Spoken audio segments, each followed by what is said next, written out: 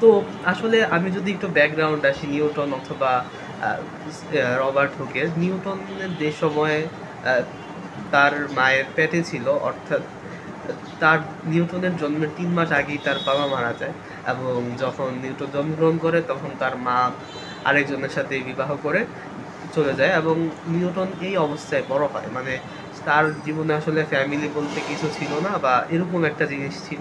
তো এর ফলে আসলে সমস্যা কি হইছে আসলে নিউটন কখনো মানে নিউটন যে সময় জন্ম হয় না তখন তার শারীরিক গঠনের অবস্থাও আসলে স্বাভাবিক ছিল না। তো অনেকেই মনে করছিল সে মারা যাবে।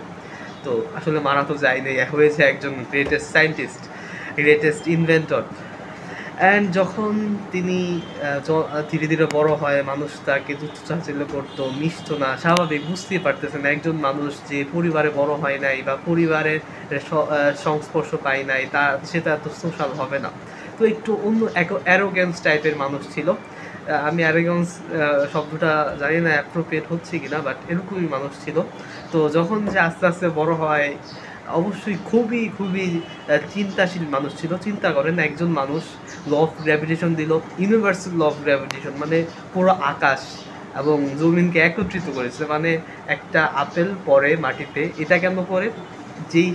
যেই সূত্রে পড়ে চাঁদ পৃথিবীর চারদিকে কেন ঘোরে, সেই ২ টাকে একই সূত্র দিয়া ব্যাখ্যা করেছিল এবং হুইচ ইজ মানে ওই সময়ের জন্য আসলে খুবই